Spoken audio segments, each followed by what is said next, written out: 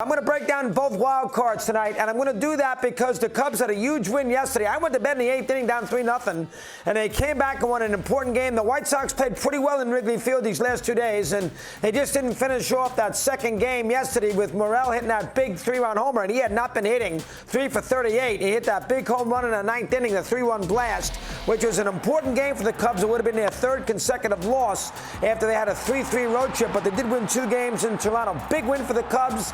You see Morel was all excited, rightfully so, shirt off, jumping on home plate the whole 9 yards. Wrigley Field was flying these 2 days. Good to see it. Good weather, hot weather. And the Cubs are a story here. They played really well. They're 20-10 since the All-Star break. You know, they played poorly for a while, but they have decent enough starting pitching. They got their bullpen a little organized, and they have obviously a huge offense. I don't think the offense is as good as the numbers would indicate, because there's not really a dominant offensive player in there in our offense, but with Bellinger and Happ and Morel and everything else, and Swanson, they're scoring plenty enough runs, and look what they're doing right now. Big win yesterday against the White Sox, and the Cubs right now, who are still fighting for the division because they're there with Milwaukee. Milwaukee getting iced by the Dodgers, who are beating everybody in the NL right now. The Dodgers are on fire, 14-1. Last 15 games, Milwaukee got killed 2 days in a row. They're liable to get swept, which obviously gives Milwaukee and gives Cincinnati and the Cubs an avenue to make themselves a playoff team. Right now, of course, with Atlanta in, no question about it. Dodgers in, no question about it. And somebody in the NL Central, let's go give it to the Brewers for the moment. Let's go Milwaukee in that case.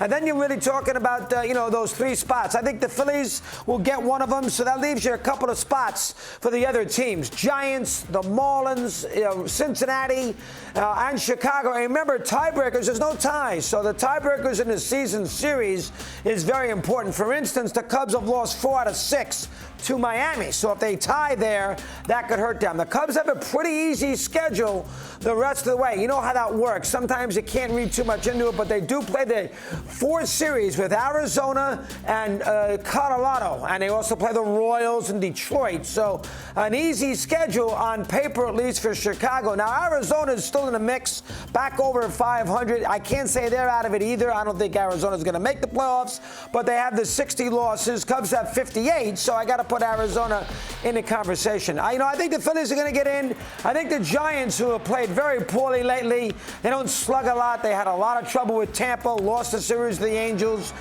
They lost to Texas. They were lucky they didn't get swept. They lost 2 games in Oakland. The Giants are just, they're an 85-win team, which is, competitive, but they're mix and match way. They only got 2 starting pitchers. That's not enough. The Giants might hang in there and figure out a way to get that wild card spot. I'll give them one right now just for the hell of it. So I'll put the Giants and Phils in there, which leaves you that last spot with Cubs and the Reds and Arizona and Miami and Milwaukee. There's really 2 spots because I can't guarantee the Brewers winning the division.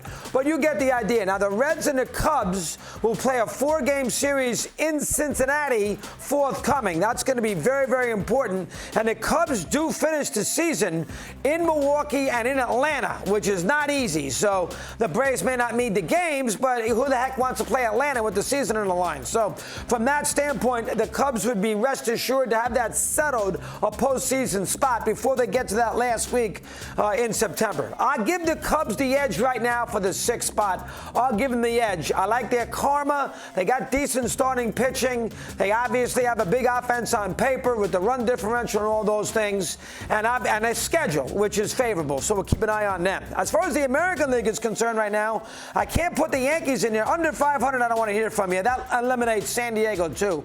I don't want to hear from you when you're under 500. The Yankees right now, first time since '95 this late in the season, they are under 500.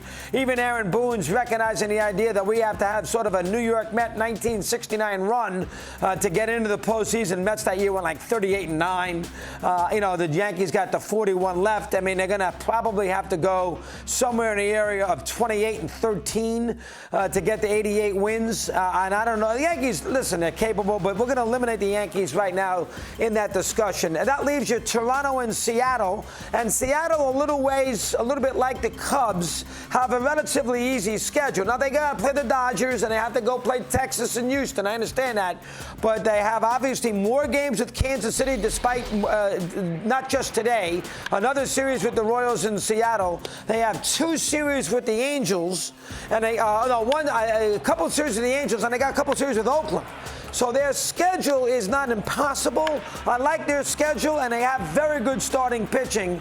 Toronto, of course, is going to have to navigate that American League East. Yankees series, Tampa series, Baltimore, who they don't beat, they got to play them again. The Red Sox, they got to play again. So that's going to hurt Toronto. And every time you think Toronto's about to jump and get to that 88 to 92 plateau and look ahead to catching Tampa, not looking behind them, they drop games like yesterday, like 2 out of 3 to the Cubs. So, you know, the Blue Jays are what they are. They'll be in that 86 to 90 range, and Seattle probably will be there as well. I don't think the Red Sox can get there. I think the Red Sox will win around 84 games, and they'll come up a little shy. Red Sox have a brutal schedule, toughest schedule of anybody. They have the Dodgers and Texas, 2 series with Houston. They got a very hard schedule. Terrible loss yesterday. You tie the game in the 8th inning, and then Whitlock comes in and gives up bombs all over the place. They lose the game. Washington's pesky, but that's a bad job. And the Red Sox are liable to lose that 3rd game today down there in Washington, lose another series. And the Red Sox got to go to Yankee Stadium in cold this weekend, and then 4 in Houston. The Red Sox are in some trouble. They haven't played great for a while. So I think it's going to come down really between Seattle and Toronto for that last spot. They don't play against each other the rest of the way. I should look who won the season series, because, again, that's important. There's no tiebreaker for that divisional series thing. It's all head-to-head. So if Seattle and Toronto tie at the end of the year, whoever won that season series, and if they have the season series tied, I'm not even sure what the next tiebreaker is, but they're not playing a game. So keep that in mind. So Seattle and Toronto might go to the very end to see who gets that last spot. I'll go Seattle because I have confidence in Castillo and Kirby and Gilbert. I have a little more confidence in their starting rotation. So Toronto's got a better bullpen. Seattle's got a better rotation. So I'll take Seattle in that spot. But it's going to be interesting, that race. The last spot in each league is going to be where the drama is in baseball in September. Maybe a little Houston and Texas, and maybe Reds, Cubs, Brewers for the Central.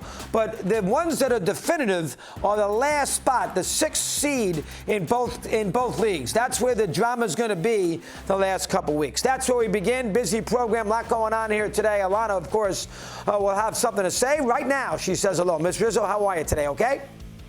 I'm good. Good morning. Seattle has an opportunity to clinch its 6th straight road series with a win today. You were wondering about the tiebreaker between Seattle and Toronto, Chris. They are 3-3 head-to-head so far. So the next tiebreaker would be the intra-division series. So that's the answer to that question. Think about this, though, for a second in the National League. The Cubs, you think, have an opportunity to go. You like the starting pitching, but Marcus Stroman now is, in terms of his return, it is questionable because coming off of the IL, he was just about to come off the IL with that right rib cage fracture. Recovering from a torn hip issue, or from a hip issue rather. Now he has a right rib cartilage fracture. So that's no timetable for his recovery. So it's going to be interesting to see what the Cubs do in his absence. I know he had a better first half than he had a second half, but still missing him in the rotation hurts. Chicago, Cincinnati, Miami, Arizona separated by just 1.5 games. The Padres back there, of course, at 4.5 games. So the Padres, I know you want to bury them already. They would have to leapfrog over 3 different teams. I think when you look at Arizona, you have to think about this. Arizona at the beginning of the season, unbelievable first half. Then you have to wonder, okay, second half of the season, after the break, after the deadline, are they going to get hot again? Or is this actually the Arizona team? Was it an anomaly at the first half of the season that they were playing that well and that they were that hot? Or is there another hot streak coming from Arizona where they have an opportunity to play the way that they played in the first half? So you have to think about that too. For Miami, you can't ask anything else from Luis Ariz. He's been tremendous. I know he's not going to finish the season over 400 as far as batting average is concerned, but he has been unbelievable. The most consistent bat in that lineup that they've had. Jorge Soler has been very good as well. Our Chisholm and Bell going to get hot moving forward? Do they have enough pitching also to be able to get the job done? You look at Cincinnati, Miami, and Arizona, all of them with negative run differentials. Again, looking at that, does that make a difference? You have to think, they're all so close. For the people that are in it, I would imagine it's very stressful. For us on the outside, it's exciting to see at least there's some races with this, because it seems like the divisions are locked up. So if you want to have what you always call juice, it's nice to have these close races for that third wild card spot, particularly in the National League. I'm not quite writing off the San Diego Padres yet, but they have a lot of work to do. But Cincy, Miami, and Arizona, unbelievably close. And again, the NL Central is still up for grabs as far as the division is concerned. It may not necessarily go to the Milwaukee Brewers, as you discussed. And I think baseball needs to change the scenario, because the 6th seed is going to get the 3 seed, and the 3 seed is worse than the 4 seed. And I think that baseball needs to change that. We'll see if they do that in subsequent years. For instance, a team like the 6th seed in the American League, Seattle, Toronto, they're going to play Minnesota, and then the other team that ends up the 5th seed, let's say it's Houston, has to play Tampa. That's not fair. So they need to fix that. I don't like that at all. We'll see if they do that down the road, because I know they want to put the accent on a divisional winner. But, you know, when you're playing a balanced schedule and, you know, all these teams making a postseason, you got to give the team that has the better record a little better advantage. You know, you just can't do this based on the idea that one division is worse than the other and everything. You have to make sure that the record is more important than the division when you're doing a balanced schedule. So we'll see if they do that here down the road. We'll continue